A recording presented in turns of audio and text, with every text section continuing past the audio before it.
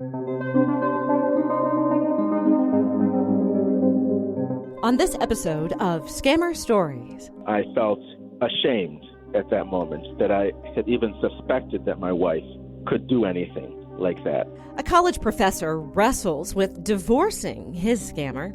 He didn't understand her web of lies until years later. But then I had a change of heart and I said, no, I don't want to get a divorce. She was so good that he questioned his own judgment. But she said I'd have to give her $3,000 in cash or she wouldn't sign any separation agreement. Once his mind was made, her true colors started to show. And so I began to think that my wife may have, in fact, intended to murder me. Here's the rest of the story. I wanted to reconcile with my wife, so we agreed to meet up the next day to go to the Baltimore Festival of Books.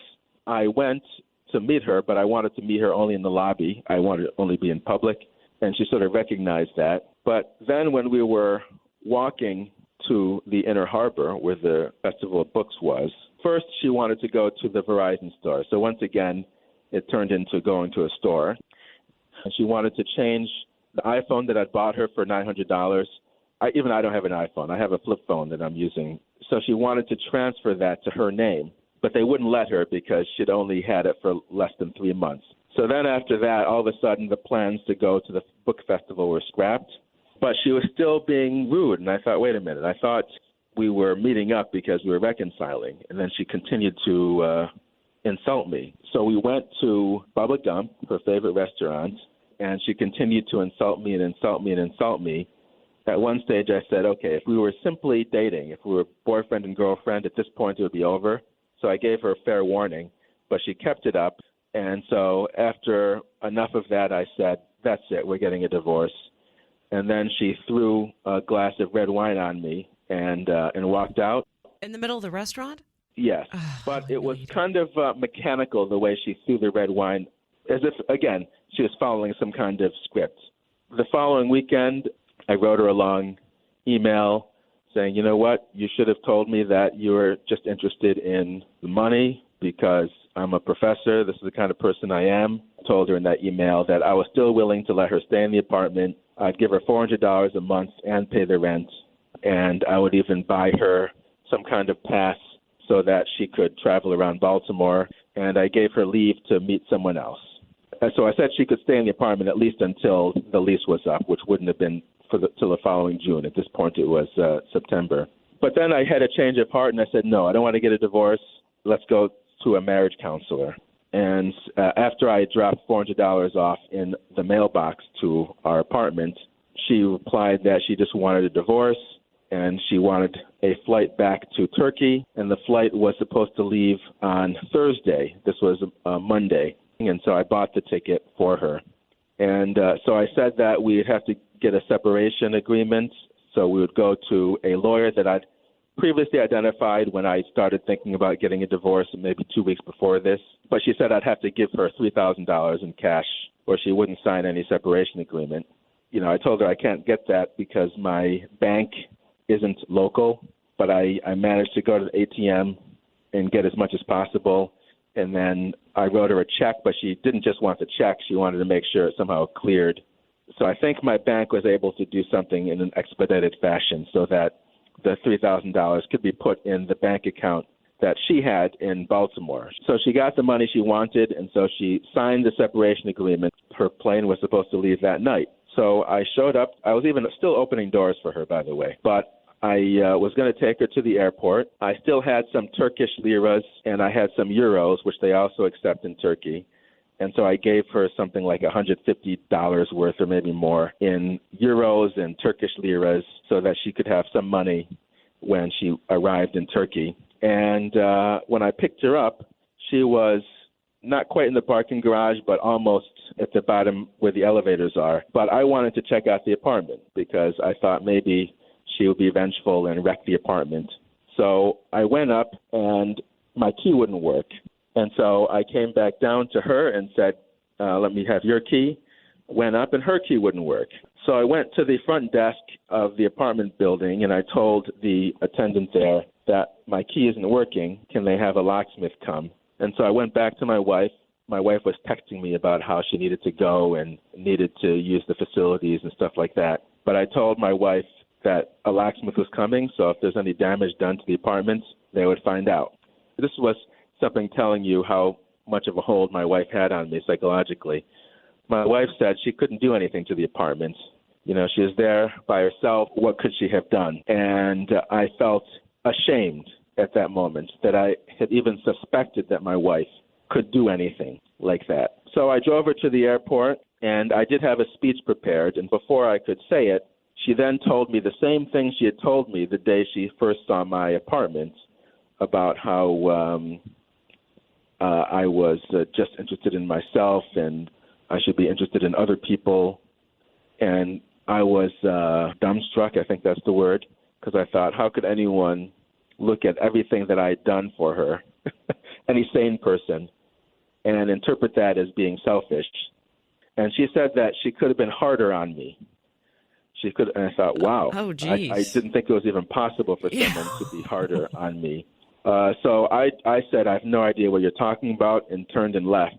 When I drove back to my apartment, I decided to go to the new apartment first, and not my current apartment. And the locksmith had arrived, and I walked in, and there was a table there with a couple of chairs and nothing else. She had the locks changed so you couldn't get in and see that before she left? Actually, it was even more disturbing than that. The locks, I think, had just been destroyed because they told us that the lock had been damaged. And so there was nothing there. You know, we'd bought all this new furniture, and it was expensive furniture, like a $1,200 mattress. I forget how much the bed frame cost, but it was all new stuff because I thought we're going to have it for a decade or more. So I'll buy top quality furniture, and I'll buy the stuff that my wife wants. And it was all gone. I think I sent her a text message saying, should I call the police? And then she called. I told her that I could have the police haul her off the plane, but I choose not to. And she started to say, well, I could then tell them, and then I just hung up on her. So she was obviously about to threaten me, but I hung up on her, and that was the last I heard from her, because this was before her plane was supposed to take off. So how are you feeling at this point? You've got to be devastated and heartbroken. I can't imagine. Yeah, well, it took a couple of days to kick in because, remember, I told you she left me 2 clues, which she probably hadn't meant to reveal. And the bit about the Russian Mafia, well, that was the main one, because imagine the timeline. Her flight's Thursday night. She told me to buy the tickets for that specific flight on Monday, I think Monday evening, and she couldn't have known that I bought it until Tuesday morning, which I think is when I bought it. So she had 2 days, and I had only left the apartment the previous Wednesday, I believe it was. So I doubt that she would have started clearing out the apartment until she knew that she was going to get that ticket. She wasn't going to spend her own money on a ticket to Turkey. It's over $1,000. So she must have just cleared out the apartment in 2 days. I could not have cleared out an apartment in 2 days. Where did they even put the furniture and stuff? That's the other question. This is the good question. And so I went immediately down to the same woman in the lobby who worked for the apartment complex, and she brought up the security footage from the previous day, and I could see some guy carrying out one of the tables. It had a distinctive coloration, so I knew it was the table that I had bought her. And they said that they had other footage, but they never did give me any of that footage. I did get an email confirming that their employee does remember what happened and did see this stuff, but I don't have the actual footage.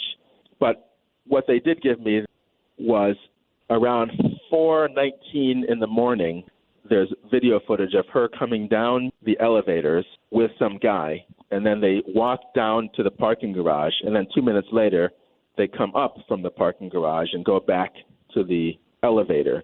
Now, they're standing some distance apart, so from the body language, I wouldn't think that she was having an affair with this guy. But what I suspect is that this was some confederate of hers that she was working with, and she probably had him in the apartment in case I came back. And so this is where it becomes very disturbing for me, since you asked how I felt.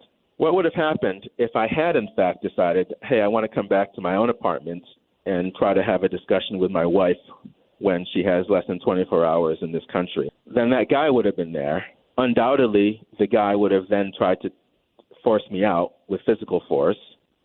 And if you have a physical confrontation like that, anything goes in this country. Mm-hmm. My wife could have stabbed me with a kitchen knife.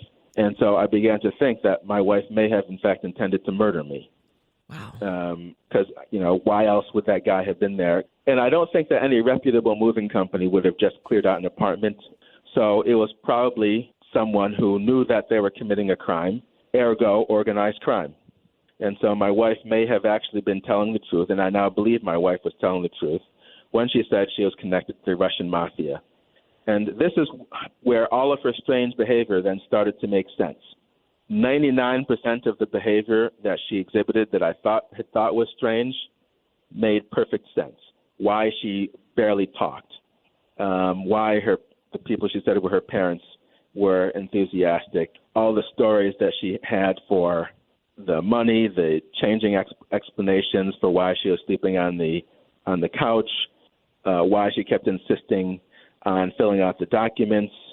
It was all a scam because she just expected this operation to last 4 months, so she got the green card. And even her insulting behavior may have been intended to cause me to fly out of control, which she never succeeded in doing, because there's some U.S. regulation that if the wife can claim that her husband did something, then she automatically gets a green card. Oh, wow. And so that was my belief that was what she was actually trying to do, because her behavior made no sense otherwise. So that's what made me feel so terrible, because this was someone that I was so completely fooled by, who may have, in fact, intended to murder me, but was certainly stealing from me and had no remorse. So I was stuck paying the bills for another year. Oh, another thing is that she was very careful about what she stole. We had cable and internet, and she left that device.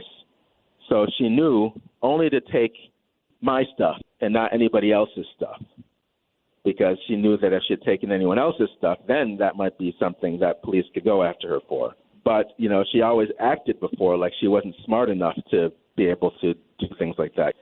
And so that's why I also thought she was working with other people. Maybe she was smart enough and was just pretending like Zorro. But I think that she was working with other people, and they were the ones telling her what to do in order to fool me. 3 months later, I realized, hey, the phone is still under my name. So I was able to get the phone numbers that she called and that called her. So I do have the phone number of whoever she called right before during that week. So presumably I could just call them up and find out who they are, or get a private investigator to find out. And she had told me that the friend of her mother's, who used the immigration lawyer that I wound up hiring, was in Orlando, and there's an Orlando number in that list. So, again, I could do the same thing, get a private investigator and find out who that person actually is, in order to find out more who my wife really was and if she had done this to anybody else. So I felt terrible. About 6 months, I was devastated. But after a year, I realized, you know what, maybe I can do something. And so I tried to file charges against her. But a lawyer working for the state's attorney literally laughed in my face when I brought that up. Oh, which how is not rude. Something. Yeah, so I want to make 2 points. That the government is giving an incentive to organized crime with all these rules that they have set up, ostensibly to protect foreign brides. But this is America. The law should be set up to protect Americans over foreigners, not foreigners over Americans. So these women shouldn't have an incentive. And then I would say even that in the event of a divorce in less than 2 years, the bride should lose her visa. We need to remove the incentive. There shouldn't be laws like if the wife claims some false statement that she automatically gets a visa. And the men need to have the same respect that the women would have. If you look at YouTube videos of men who have been fooled by mail-order brides, the comments are harsh. Like, there's no sympathy whatsoever shown for the men. Mm-hmm. In fact, most people even say this explicitly. But when women are tricked by romance scams, of course, people are sympathetic. This is how America is, and it should change. Were you ever able to actually get a divorce, and is that going to be an issue? Shockingly, the lawyer that I used has not secured a divorce yet. I don't understand why. I still use him only because since he was the one I signed the separation agreement with, I want to make sure that that stays in force. In Maryland, separation isn't really a legal status, so I am married. And so I figure if I switched lawyers, I wouldn't be entirely certain that the separation agreement would be in force. So I'm sticking with this lawyer for now, although, yeah, I've almost lost patience because it's been over 2.5 years, and I have had no contact with her. I only knew that she was even alive because the lawyer's assistant said he got an email from her. So it's kind of bizarre that you could not hear from your spouse in over 2.5 years, and yet you're not granted a divorce. So it's very perplexing to me and annoying. My main concern is that she not be allowed back in the United States. But I've contacted the FBI. I've contacted ICE, Immigration and Customs Enforcement. I've contacted USCIS, which is Citizenship and Immigration Services. I've contacted the Department of Homeland Security, and I've not heard from anyone, even though we spent 2 years talking about in the media Russian infiltration. And here's a woman who admitted that she was part of the Russian Mafia and obviously proved that she has some kind of network in Baltimore. None of these agencies even responded to me. I did write the embassy in Lithuania, and they wanted to hear more. I have not yet written the State Department, which I will do, but I want to make sure that she doesn't have a visa. Hopefully she has not come back to the United States.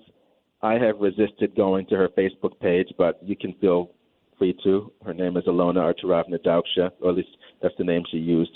And I want a story out there with her name so that other men aren't going to be devastated the way I was. I was actually lucky because, one, I wasn't murdered, and two, I got her to sign the separation agreement so she couldn't legally extract money from me. Other people who have married mail order brides and got scammed have, like one guy I communicated with said he wound up paying $100,000, and he got a divorce, I think, within 2 weeks. It's not a life lesson because I'm never going to be in this situation again. It feels terrible, obviously. And even though I guess as an adult you're not supposed to really care that much about what other people think. And I want to thank you so much for doing this. This could help someone else. Yeah, because so many people don't want to speak about it because they're ashamed, they're embarrassed, and they know that they're going to be bashed. I'm willing to speak to you. I wouldn't go and speak to, say, someone else. And I'm not going to say that I was stupid. I'm going to say that, yes, there were signs, but the operation was sophisticated. I read many books about scams, and this wasn't in any of them. That your wife could be working with a group of other people, sometimes giving the wrong answers so that you think, okay, that's not what a scam artist would be saying, so she must not be a scam artist. And it could get this far. And I'm not going to kick myself over marrying someone I didn't know because I did actually meet her 3 years before we got married, over 3 years before we got married. So once again, I want to thank Dr. Farley for sharing his story. It wasn't easy for him or anyone else who has shared their story with Scammer Stories podcast. And something else, I've made a lot of stupid mistakes, and they have all involved the opposite sex. Affairs of the heart are just different. Until next time, my Scammer Warriors.